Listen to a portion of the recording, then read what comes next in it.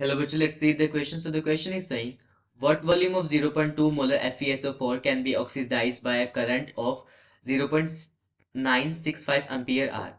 Basically हमसे पूछा कितनी वॉल्यूम चाहिए होगी हमें 0.2 मोलर FeSO4 को ऑक्सीडाइज करने के लिए. करंट कितना देखा 0.965 ampere hour. So what could be the key concept over here? So the key concept over here is volume to oxidized FeSO4. देखो बेसिकली सबसे पहले हमें बोल रखा है 0.2 मोलर FeSO4 सोल्यूशन है और करंट की अमाउंट कितनी दे रखी है. करंट की अमाउंट दे रखी है हमें 0.965 अम्पियर आर.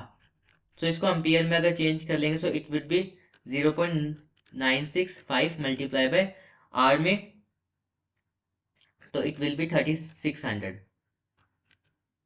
तो यहां से आ जाएगा 0.965 मल्टीप्लाई बाय 3600 कूलम. करंट को हमने चेंज कर लिया. अब देखो नॉर्मेलिटी निकालते हैं यहाँ से. नॉर्मेलिटी इज बेसिकली क्या होता है. Normality is an factor multiply by molarity.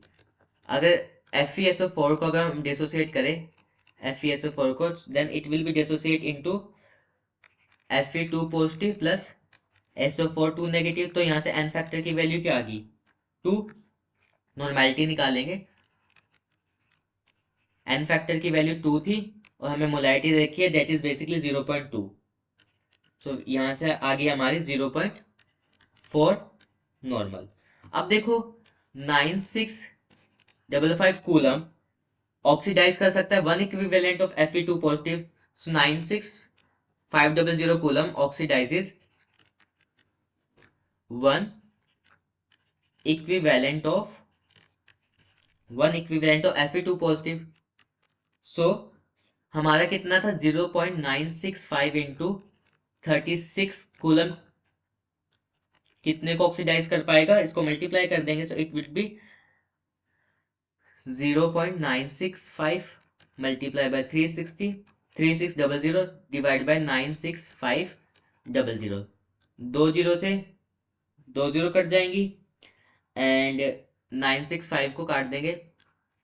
So it will B यहाँ पे 36 बचा और नीचे बच जाएगा 1000. 0.036 इक्विवेलेंट. अगर 1 फैराडे बेसिकली 96500 ऑक्सीडाइज कर पाते हैं 1 इक्विवेलेंट ऑफ Fe2 पॉजिटिव. सो हमने करंट जो हमें दिया था उस हिसाब से हमारे पास इक्विवेलेंट कितना आ गया 0.036. अब इसको पुट कर देंगे. अगेन नॉर्मेलिटी क्या होता है. Normality is basically equivalent upon में वॉल्यूम. नॉर्मेलिटी हमने निकालते दैट इज 0.4 आ गई थी. इक्विवेलेंट हमने निकाल लिए थे 0.36. वॉल्यूम यहाँ से निकल जाएगी. अगर 0.036 को डिवाइड करें 0.04 से the volume will be 0.09 litre. So इस हिसाब से हमारा आंसर क्या हो जाएगा. Answer will be C. So we can write the answer as C. Hope this is clear to you. Thank you so much.